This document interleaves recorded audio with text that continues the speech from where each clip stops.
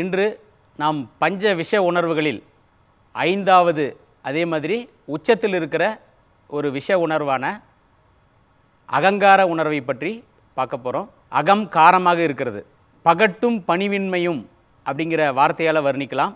அதாவது ஒரு மனிதன் பெரும் வளர்ச்சி பெற்றிருந்தாலும், எவ்வளவு உயரத்தில் இருந்தாலும், இந்த தலைகணம் வந்துவிட்டால் அந்தர் பல்ட்டி அடித்து அடிமட்டத்திற்கு வருவது உறுதி. தலைகணம் என்பது ஒரு தனி குணம் அல்ல, ஒரு மனிதனை நிர்மூலமாக்கும் ஒரு தீய உணர்வு தான் இந்த அகங்கார உணர்வு. வரம் கொடுத்தவன் தலையிலேயே கையை வைக்கிற தன்மை. தான் யாரால் வளர்ச்சி பெற்றோமோ அவர்களுக்கே ஒரு சவால் விடுற ஒரு தன்மை தான் இந்த அகங்காரம் அப்படிங்கிற குணம். இந்த அகங்கார குணம், தலைகணம் வந்துவிட்டால் எல்லாமே இல்லாத தன்மைக்கு இது நம்மளை கொண்டு வந்து விட்டுரும். அதனால் இந்த தலைகணம் அப்படிங்கிறது ரொம்ப ஒரு உச்சத்தில் இருக்கிற ஒரு நோய். எல்லா குவாலிட்டிஸும் இருக்கும், ஆனால் இந்த அகங்காரம் வந்துருச்சுன்னா நம்ம ஒன்று மற்றவர்களாக மாறிவிடுவோம். நீங்கள் பாருங்கள், வரலாற்றை கூட எடுத்துக்கோங்க. ஹிட்லர், அலெக்சாண்டர் போன்றவர்கள்லாம் பார்த்திங்கன்னா எல்லோரும் தனக்கு கட்டுப்படணும், நான் நினைக்கிறது தான் இந்த உலகத்தில் நடக்கணும், தமக்கு கீழே இருக்கிறவங்க ஃபாலோ பண்ணணும் அப்படின்னு வாழ்ந்தவர்கள். அவர்களையெல்லாம் நம்ம வீரர்களாக வரலாற்றில் போற்றி புகழறோம். ஆனால் உண்மை அதுவில்லை. அவர்கள்லாம் பார்த்திங்கன்னா மேக்சிமம் அகங்காரம் உள்ளவர்கள் ஒரு அரை வேக்காடாக தான் இருப்பாங்க. அவங்க வீரர்களைப் போல காட்டிக்கொள்வார்கள், ஆனால் கோழைகளாக இருப்பார்கள். அதற்கு உதாரணம் தான் இந்த இருவர். இந்த இருவருமே தன்னுடைய கடைசி வாழ்நாளில் தற்கொலை செய்து தான் மாண்டு போனார்கள் என்பது எத்தனை பேருக்கு தெரியும். அதனால் அகங்காரம் அப்படிங்கிறது நம்மளுடைய இருப்பையே காலி செஞ்சிடும்.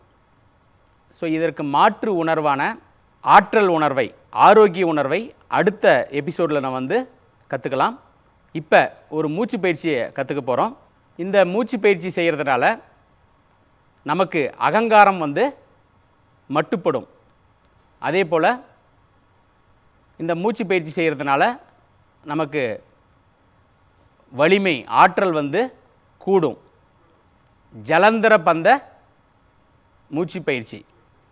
இந்த மூச்சு பயிற்சிக்கு நம்ம வஜ்ராசனம் போட்டுக்கிட்டால் சரியாக இருக்கும். நம்ம ஏற்கனவே மூலபந்தம் செய்தோம்.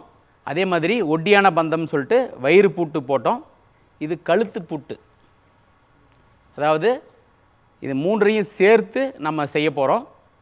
முதல்ல சின்முத்திரை வச்சுக்கிட்டு நம்ம மூலபந்தம் செய்யணும். மூச்சை இழுத்துக்கிட்டு மூளைப்பூட்டு, அப்புறம் வயிறு பூட்டு, அடுத்தது கழுத்து பூட்டு எப்படி செய்யணும் அப்படின்னு பார்த்தீங்கன்னா, கழுத்தை பின்புறமாக இப்படி சாய்ச்சி, அதுக்கப்புறம் தாடையை இப்படி குறுக்கி தலையை கவுத்துக்கணும். அப்போ மூச்சு மொத்தமாக லாக் ஆகிடும். ஸோ இந்த நிலையில் எவ்வளோ நேரம் இருக்க முடியுமோ அவ்வளோ நேரம் இருந்துட்டு, அதுக்கப்புறம் தலையை மட்டும் மேலே இந்த கழுத்து பூட்டை ரிலீஸ் பண்ணிவிட்டு மூச்சை வெளியே விட்டுறணும்.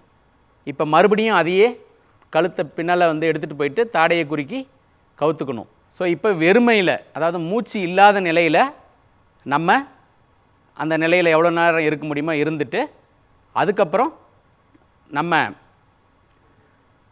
தலையை மெதுவாக எடுத்து மூச்சை மெதுவாக விட்டுட்டு, அதுக்கப்புறம் வயிறு பூட்டை ரிலீஸ் பண்ணுறோம், மலவாய் பூட்டை ரிலீஸ் பண்ணுறோம். அதை இப்போ செய்யலாம். நான் ஒரு முறை செய்து காட்டுறேன், அதுக்கப்புறம் நீங்கள் செய்யலாம்.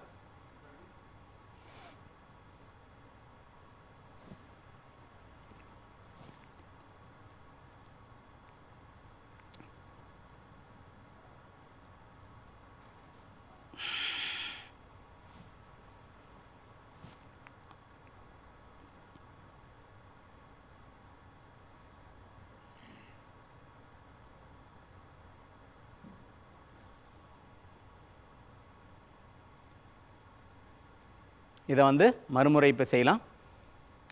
முதல்ல மூச்சு இழுத்துக்கிட்டு மலவாய் பூட்டு, அடுத்தது வயிறு பூட்டு.